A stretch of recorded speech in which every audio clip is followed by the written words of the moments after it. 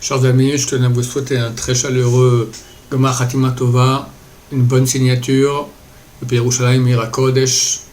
Ça y est, nous sommes arrivés au grand jour. Le jour, Yoma. Yoma, c'est le nom du traité de Talmud qui parle de Yom Kippour. Yoma signifie le jour. C'est le seul jour de l'année où il n'y a pas de force de mal. Le Satan ne peut plus nous accuser, nous faire du mal.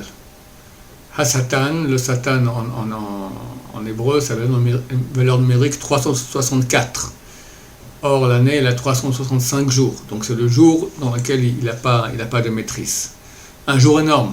Le Rav Israël Salantar, le grand de la génération, il y a 150 ans, celui qui a mis sur pied tout le mouvement du Moussar dans les Yeshivot, il a dit que s'il arrivait au Olam Haba, on lui demandait est-ce que tu as une demande spéciale, une seule tu as droit. Il leur a dit je veux revenir sur terre faire Yom Kippour, tellement c'est un grand jour. Bon, c'est vrai que quelque part c'est dur, on jeûne, on prie. Il faut comprendre ce grand cadeau que Dieu nous donne. Il faut être d'un côté en crainte, mais d'une joie énorme que Dieu vient et enlève tous nos péchés, comme de le Midrash. Le Midrash dit qu'un roi avait dit à toute sa population, sortez tous les détritus, tous les déchets, tout ce que vous avez de mauvais, tout ça, sortez-le de la maison, mettez dans la rue, moi je viens de la voirie et j'enlève tout. Il suffit d'ouvrir la bouche, de dire Dieu j'ai péché, je regrette, et Dieu enlève tout. C'est extraordinaire. Et comme c'est écrit dans la Torah, car cette chose est proche de toi, dans ta bouche, dans ton corps de le faire. C'est pas énorme.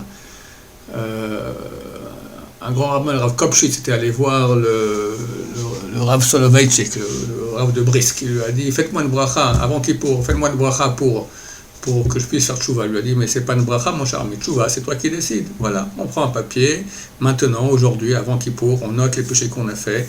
Et demain, durant la journée, on les lit, on dit à Dieu, si possible en pleurant, si on peut, sinon, pas en pleurant. J'ai fait ça, je regrette. Je prends sur moi maintenant d'essayer d'arrêter. Si je peux arrêter complètement, si on peut au moins 2-3 péchés, au moins un, essayer d'arrêter complètement.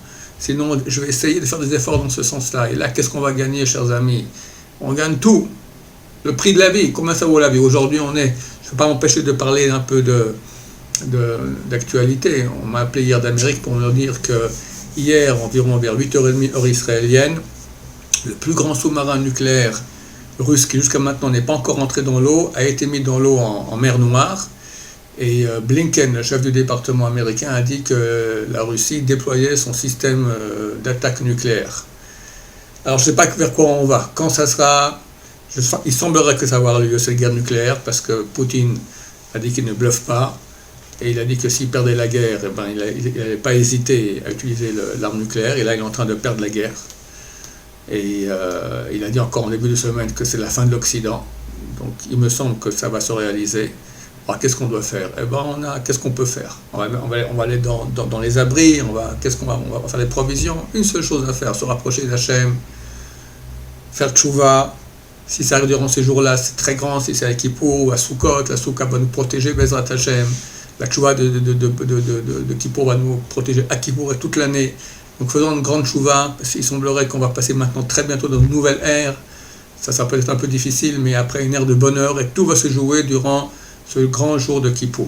Alors je vous souhaite à tous un Gemar Hatima Tova, des prières avec beaucoup d'intention, que Dieu écoute vos prières, vous signe tous en livre de la vie. Amen et Amen.